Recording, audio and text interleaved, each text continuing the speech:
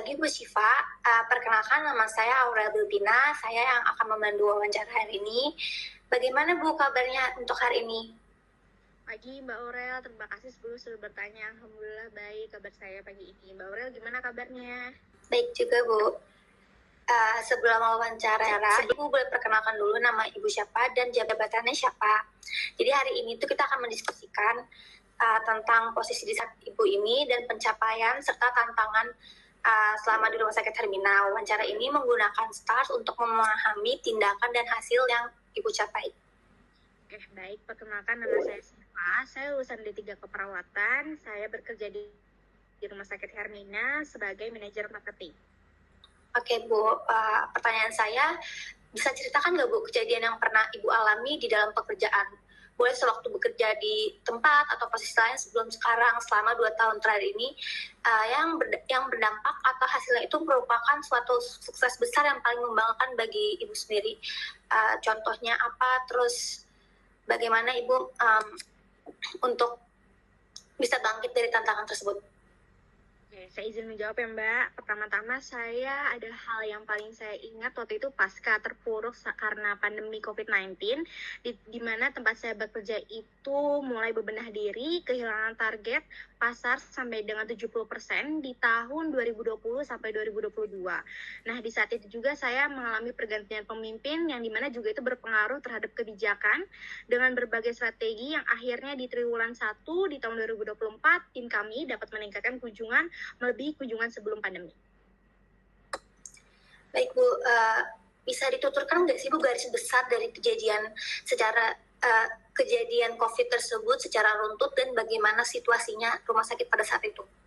Oke, baik. Jadi secara situasi pasca pandemi COVID-19 dan pertambahannya beberapa perusahaan kompetitor membuat kinerja dari perusahaan dari Rumah Sakit Hermina itu menurun. Nah, di satu sisi dituntut agar kinerja keuangan juga harus tercapai. Nah, bersama dengan tim membuat strategi pemasaran yaitu door to door dan menjalin engagement dengan mitra kerjasama. Begitu. Pertanyaan selanjutnya, mengapa kejadian itu menjadi pengalaman membanggakan bagi Ibu dalam 2 tahun ini? Karena kinerja saya dan tim itu melebihi tingkat ekspektasi dan menjadi percontohan untuk korporat cabang lain, dan keberhasilan tersebut ternyata dinilai dan key performance indikator di unit saya. Pada saat kejadian tersebut, siapa saja sih Bu yang terlibat dan apa peran mereka? Dan mereka tuh dalam kejadian itu bagaimana? Ya, yang terlibat pastinya saya dan tim. Peran saya di sini sebagai leadership yang membuat strategi untuk mencapai target dan peran tim menjalankan strategi tersebut. Oke Bu, pikiran, perasaan, keinginan apa saja sih Bu yang ada pada saat waktu itu? Saya ingin menunjukkan bahwa saya tuh mampu memimpin unit saya dan mencapai target kita. Apa saja yang Ibu lakukan saat itu dan upaya apa yang menjadikan Ibu ini bisa berhasil untuk melewatkan tantangan tersebut? Membuat strategi yang pastinya dengan mempelajari data terlebih dahulu, terus juga pasti harus melibatkan tim, terus juga melakukan evaluasi per minggunya, kayak begitu. Bagaimana akhir dari kejadian itu dan apa yang terjadi? Hasil kinerja triwulan 1 tercapai melampaui target dan kompensasi dari perusahaan itu bisa berbentuk reward ataupun bonus, begitu. Ceritakan Bu bagaimana kejadian yang pernah dialami dalam pekerjaan itu selama 2 tahun terakhir ini yang merupakan suatu kegagalan yang paling mengecewakan bagi Ibu sendiri. Itu pastinya saat itu. Oke, jadi biaya karyawan itu kan harus di bawah target 28% ya. Sudah berupaya maksimal dengan menurunkan semua komponen biaya. Tetapi karena pendapatan turun juga lebih banyak dan tidak sebanding sehingga biaya karyawan itu melebihi target. Kayak begitu. Lantas mengapa kejadian tersebut itu menjadi pengalaman yang paling mengecewakan bagi Ibu sendiri di 2 tahun ini? Karena sudah berusaha semaksimal mungkin ya dan berhasil menurunkan biaya karyawan secara nominal cukup besar, tapi karena perbandingannya adalah pendapatan perusahaan yang turun drastis dikarenakan kinerja dan unit lain yang tidak maksimal seperti itu. Baik Bu, di setiap tantangan atau keberhasilan pasti ada yang terlibat. Apa sih peran Ibu dan mereka itu dalam kejadian tersebut?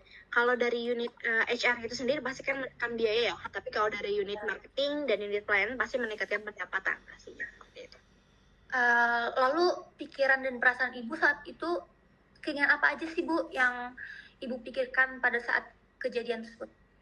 Yang pastinya saat itu saya merasakan kecewa pastinya ya, karena kinerja di unit tercapai, tetapi karena unit lain tidak memaksimalkan menyebabkan kerja saya juga jadi jelek seperti itu.